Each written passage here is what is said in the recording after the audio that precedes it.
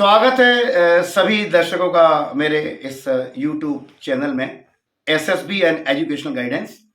समय समय पर मैं आप लोग को इम्पोर्टेंट और अच्छी शख्सियत से मुलाकात कराता रहता हूं। आज मेरे साथ ओजस्वी कवि श्रीमान मोहित सक्सेना जी मेरे पास हैं। तो मोहित जी, आपका बहुत बहुत स्वागत है मेरे इस चैनल में। बहुत बहुत आभार सर।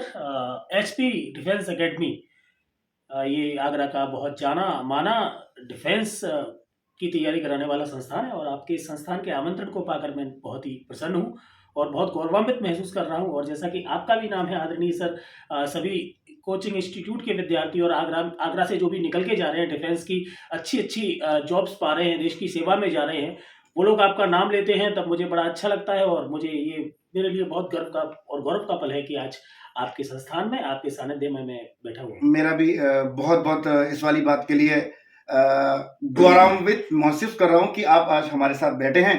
आप जब कवि सम्मेलनों में उत्साह के, वीर के जब अपने वक्तव्य और कविताएं बोलते हैं तो मेरा भी रोम रोम मतलब इतना ज्यादा हो जाता है कि जोर से मैं पूरा भर जाता हूँ। बहुत धन्यवाद। कविता तो आत्मा से निकलती है, माँ शारदे के आशीर्वाद से हमारे अंतर्मन में उतरती है। और यदि हम कुछ अच्छा कह पा रहे हैं, क्योंकि कविता निश्चित रूप से एक बहुत ही जिम्मेदारी का विषय, इस सनातन काल से ही समाज को दिशा देने का कार्य समाज को कविता करती आई है। और यदि मेरे हृदय से निकली हुई कोई कविता लोगों को छू पा रही है जिस प्रकार से आप कह रहे हैं, तो निश्चित रूप से हम माँ बिल्कुल। शारदे की सेवा में सफल हो रहे हैं। हाँ, बिल्कुल आप सही कह रहे हैं। और एक कहावत है ना कि जहाँ ना पहुंचे रवि वहां पहुंचे कवि। तो आप दिल के कोनों में गहराइयों तक उतरते हैं सर, ये मैं बता दूं बहुत बहुत आभार सर। दर्शकों। मैं आपको ये बता दूं कि सर का परिचय तो पूरा ओजपूर्ण तरीके से हमने कर दिया। सर ओजस्वी कवि हैं, वीरता के कवि हैं। अभी जो मैं चर्चा करने वाला हूं वो करने वाला हूं 14 फरवरी के लिए, जो हमारे लिए एक काला दिवस है, क्योंकि उस दिन हमारे सीआरपीएफ के जवानों पर बहुत कायराना हरकत करी गई थी, आप सभी जानते हैं। तो उस बारे में मैं चाहता हूं कि कवि जी मोहित जी कुछ अपने मुक्तक सुनाएं, अपने जो कविता है उसको आपके सामने रूबरू करें। मोहित जी। ये 15 फरवरी का दिन था जब हम सुबह उठे और हमने न्यूज़ देखी या अखबार देखी, तब पता चला कि 14 फरवरी 2019 के दिन ये घटना कायराना को कृत्यपूर्ण ये घटना घटी। कि आप समझ लीजिए कि बिल्कुल उसी प्रकार से था ये, जो कि आज से लगभग 830 वर्ष पूर्व पृथ्वीराज चौहान की सेना के साथ मोहम्मद गौरी की सेना ने जो कुकृत्य किया था, सोते हुए शेरों को तंबुओं में आग लगा दी। क्योंकि पाकिस्तान हमेशा से एक ऐसा मुल्क रहा है क्योंकि लगातार हमसे युद्धों में हारता रहा है। वो ये जानते हैं, मोहम्मद गौरी के समय से और मोहम्मद कासिम के समय से ये जानते हैं कि यदि आमने सामने का युद्ध कभी भी हुआ तो वो कभी भी भारतीय शेरों से जीत नहीं सकते। इसलिए ये कायराना हरकत जब की गई और संयोगवश उस दिन वैलेंटाइंस डे भी था। कहते हैं कि प्रेम का त्योहार है, लेकिन वो एक खूनी वैलेंटाइन डे था। जब जहाँ पर गुलाब देना चाहिए, लोग एक दूसरे को गुलाब देते हैं, अपनी भावनाओं का प्रदर्शन करते हैं, उस समय में इस देश में कई स्त्रियां विधवाएं हो गई, कई बच्चे अनाथ हो गए और माँ भारती के लाल हमेशा हमेशा के लिए सो गए।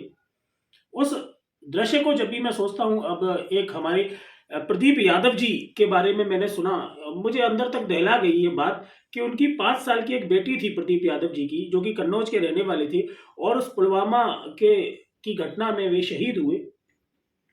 उनकी 5 साल की बेटी ने उनको मुखाग्नि दी। क्या दृश्य रहा होगा। और वो अपने माता पिता की इकलौती संतान थे प्रदीप यादव जी, और उनके भी कोई संतान नहीं थी। एक बेटी थी, 2 बेटियां थी एक्चुअली, और उसमें से बड़ी बेटी ने उनको मुखाग्नि दी। तो मेरे मन में एक गीत पनपा कि प्रेम के दिवस पे इस तरह की हरकत, इस तरह की कायराना वारदात की गई। तो मेरे मन में कुछ पंक्तियां जन्मी। मैं आपके सामने, जैसे कि आपने कहा है, एक गीत है। हाँ। हालांकि मैं ओज का और वीर रस का कवि हूँ, परंतु वीरता के प्रदर्शन का यदि मौका मिला होता तो हम ऐसे वीरता का प्रदर्शन करते जिसको सदियां सदियां याद रखती। ठीक कहा। लेकिन मैंने उनकी वेदना महसूस की जो कि उनके परिवार की वेदना है। एक 4 पंक्तियां मैंने कभी कही थी माताओं के लिए, शहीदों की जो विधवाएं होती हैं या माताएं होती हैं वो 4 पंक्तियां मैं आपके सामने निवेदित करता हूं कि चटक रंग इस तिरंगे का कहीं फीका न पड़ जाए, चटक रंग इस तिरंगे का कहीं फीका न पड़ जाए, पत्नियां मांग के सिंदूर का सिंगार देती हैं और सरहदें मांगती हैं कोख के कुलदीपकों को जब, तो माए चीर कर छाती कलेजे वार देती हैं।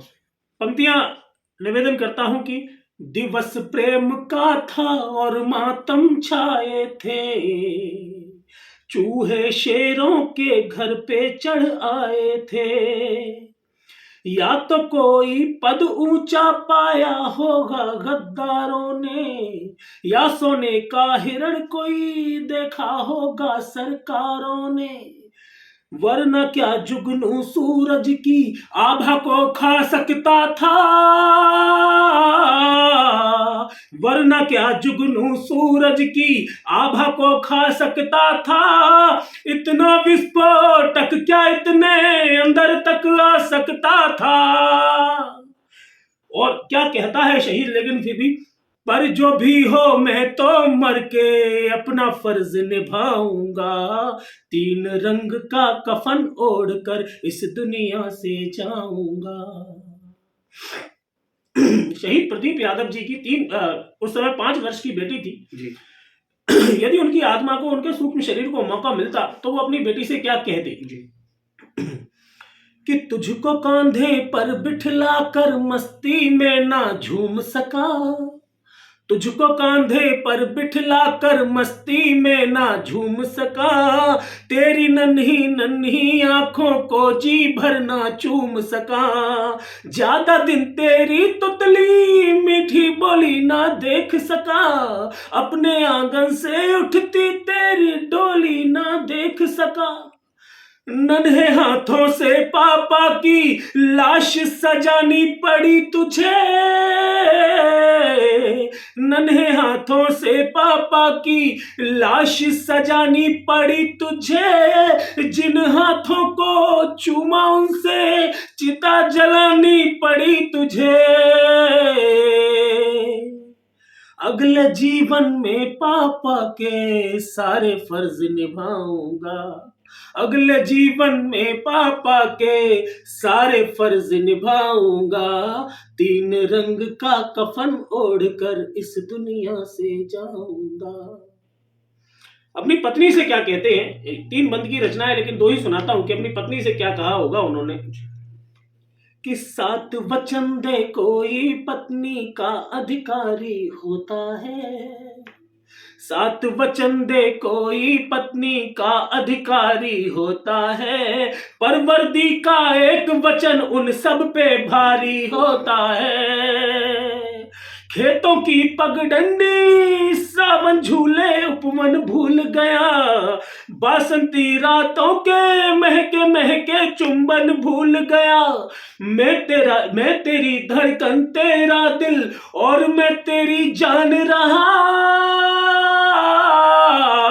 मैं तेरी धड़कन तेरा दिल और मैं तेरी जान रहा, लेकिन मेरे दिल में तो बस मेरा हिंदुस्तान रहा, अगला जीवन मधुरे तेरी जुल्फ तले लहराऊंगा, अगला जीवन मधुरे तेरी जुल्फ तले बिखराऊंगा, 3 रंग का कफन ओढ़कर इस दुनिया से जाऊंगा। बहुत मार्मिक, बहुत सुंदर रचना है, दिल तक उतर गई। उस बच्ची पे क्या बीती होगी, परिवार पे क्या बीती होगी जो ये कायराना हरकत करी गई। मोहित जी, मैं चाहता हूं कि हम पूरी जनता से रिक्वेस्ट कर लें कि 14 तारीख को उन शहीदों के नाम अपने घर पर एक एक दीपक जलाएं तो उनको सच्ची श्रद्धांजलि होगी। एक बार आप भी अपील कर दीजिए कि जितने हमारे दर्शक हैं शहीदों को याद तो करें हम, मेरा ये मानना है। आप निश्चित रूप से, क्योंकि 14 फरवरी और इस दिन तो बसंत पंचमी भी है इस बार। अच्छा, हाँ। और ये बड़ा ही दुर्लभ संयोग बन रहा है कि पाश्चात्य संस्कृति में जो प्रेम का दिवस है वो भारतीय संस्कृति में भी इस बार, क्योंकि हमारे सनातन परंपराओं में बसंत पंचमी को निश्चित रूप से एक प्रेम का दिवस, माँ सरस्वती के आह्वान का दिवस माना जाता है।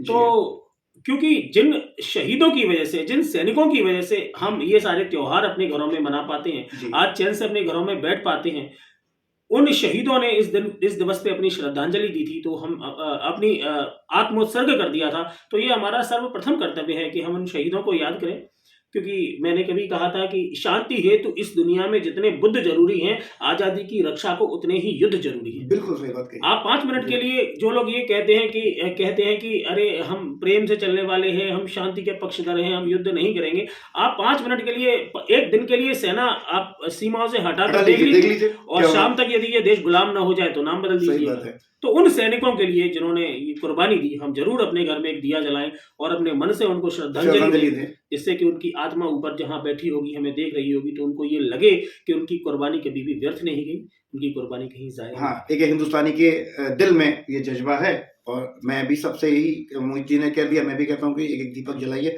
और उनके लिए थोड़ा याद करिए। वो गाना है ना, ये जरा याद करो कुर्बानी, तो कुर्बानी का याद करने का दिन है। जय हिंद, वंदे मातरम, भारत माता की जय।